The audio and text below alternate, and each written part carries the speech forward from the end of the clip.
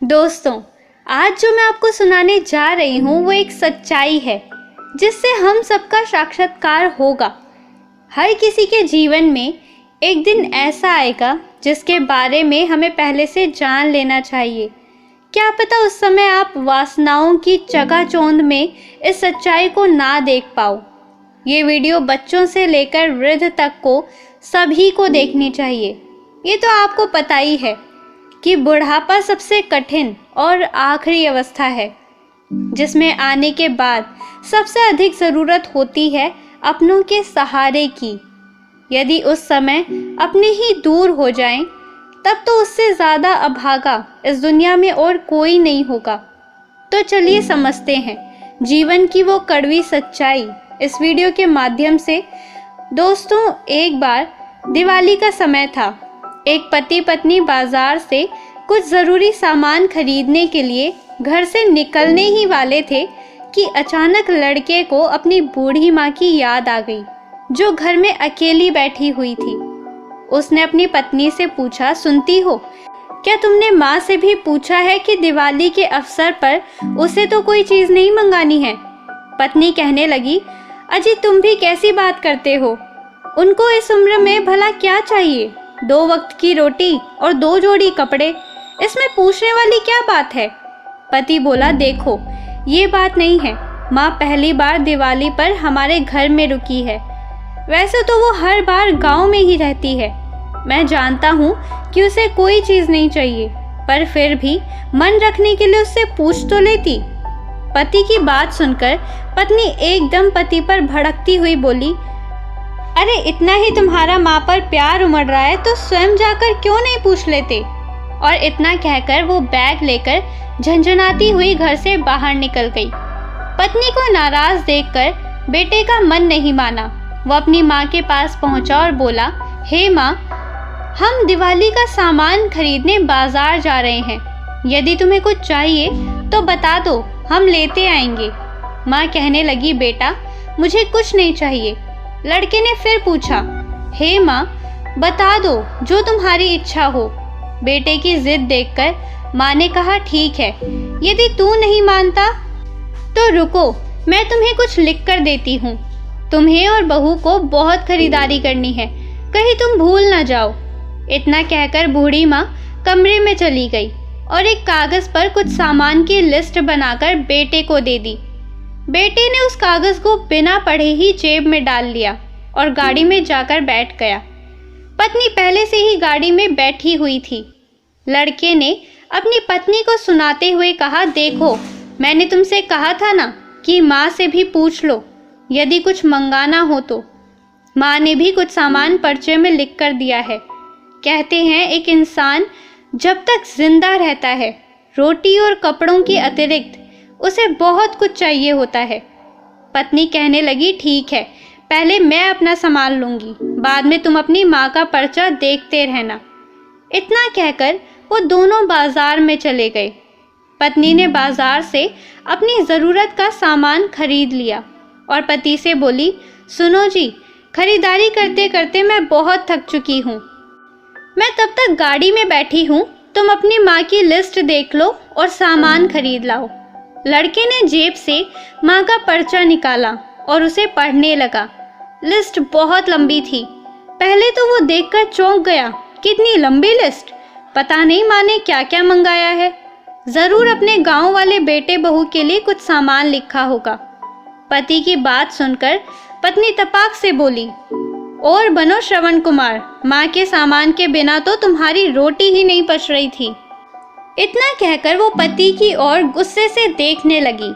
इधर पति ने जब माँ का दिया हुआ पर्चा पढ़ा तो पढ़ते पढ़ते उसके हाथ कांपने लगे, उसकी आंखें भर आई, उसका पूरा शरीर कांप रहा था।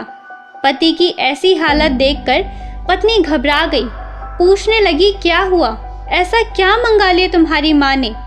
इतना कहकर पत्नी ने पति के हाथों से वो पर्चा छीन लिया और स्वयं पढ़ने लगी। पत्नी भी उस पर्चे को पढ़कर हैरान थी। इतने बड़े पर्चे में सामान की जगह माँ का भाव लिखा हुआ था। जीवन की सारी इच्छाएं उसने उस पर्चे में चंद शब्दों में व्यक्त की थी।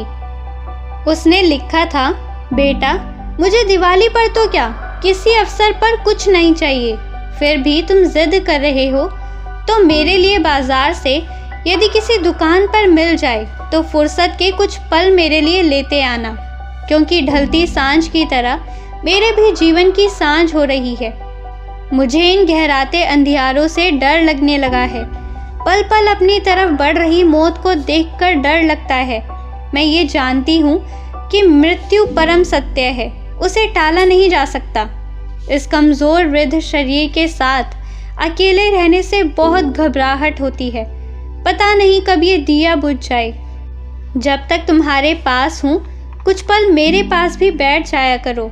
थोड़ी देर के लिए ही सही, मेरे बुढ़ापे का अकेलापन बांट लिया करो।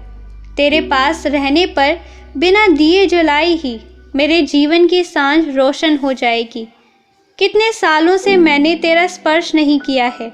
एक बार मेरी गोद में सर रखकर लेट जाना, मैं ममता भरी हथेली से तेरे सर को सहलाऊंगी। अपनों को अपने करीब पाकर मैं मौत से भी हंसकर मिलूंगी। क्या पता अगली दिवाली तक रहूं या ना रहूं। दोस्तों, माँ के भाव की अंतिम लाइन पढ़ते पढ़ते पत्नी भी फफक फफक कर रोने लगी। दोस्तों, माता पिता जब बूढ़े हो जाते हैं तो हम लोग अपने घर में उन्हें बूढ़ों और बुढ़िया की श्रेणी में रखते हैं। जिस वक्त उन्हें हमारी सबसे ज़्यादा ज़रूरत होती है, उस समय ही हम उन्हें अकेला छोड़ देते हैं। एक तो बढ़ती उम्र और क्षीण होती सारी शक्तियाँ, कमज़ोर आँखें और स्थिर हाथ पैर, ऊपर से अपनों की दूरियाँ उन्हें और कमज़ोर बना देती है। ऐसे में वे जाए तो कहाँ जाए, दुख दर्द की बातें सुनाए तो किसे सुनाए। जीवन में बड़े बड़े दुख देखे, तूफानों से भिड़ गए, फिर भी अपने को कमज़ोर नहीं पड़ने दिया। आज जब उनके अपनों ने उन्हें अकेला छोड़ दिया तो वो टूट कर बिखर गए। सारी आशाएं टूट गईं। ये वृद्ध लोग हमारे जीवन के कल्पतरु हैं। उनका यथोचित सम्मान और देखभाल करनी चाहिए।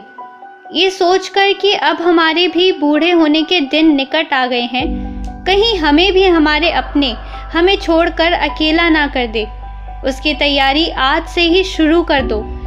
क्योंकि दोस्तों, हमारे अच्छे बुरे कर्म देर सवेर हमारे पास लौटकर ज़रूर आते हैं। जैसा हम बोते हैं वैसा ही हमें काटने को मिलता है। यदि कोई पत्नी अपने पति की बूढ़ी माँ को फूटी आग भी नहीं देख सकती, उस माँ से उस बेटे को दूर करती है, तो याद रखना वो दिन दूर नहीं जब तुम्हारे बेटे की बहू तुमसे तुम्हारा बेटा छीन कर दूर ले जाएगी। ये बूढ़े लोग कहीं से बनकर नहीं आते। हम तुम उम्र के साथ बुढ़ापे की उस दयनीय अवस्था को पहुँचते हैं। माना कि दुनिया मतलब की है, पर इतने मतलबी तो मत बनो कि जिस जीवन को जो देने वाले हैं, जिन खुशियों को देखने के लिए उन्होंने अपनी खुशियों की बलि चढ़ा दी, आप उनको ही बुढ़ापा रूपी अथाह दुख सागर में झटपटाने के लिए छोड़ जाओ। दोस्तों, याद रखना, कर्म का फल भोगना ही पड़ता है। ऊपर को उछाला गया कीचड़ लौटकर आपके ऊपर ही गिरेगा। वृद्ध माता पिता हमारे ऊपर वाले हैं, जिनको मस्तक पर बिठाने की बजाय हम पैरों से कुचलते हैं। दुर्भाग्य है उस संतान का, वो दोबारा कभी मनुष्य की संतान नहीं बनेगा, क्योंकि वो अपने दायित्वों को मनुष्य बनकर नहीं निभा पाया। माना कि तुम मजबूर होंगे, पर माता पिता के दुख से बड़ी मजबूरी तुम्हारी नहीं हो सकती। यदि इस वीडियो से आपने कुछ सीखा हो तो इस वीडियो पर ध्यान देना और दूसरे लोगों को शेयर करना। तो चलिए मिलते हैं अगली वीडियो में एक नई कहानी के साथ।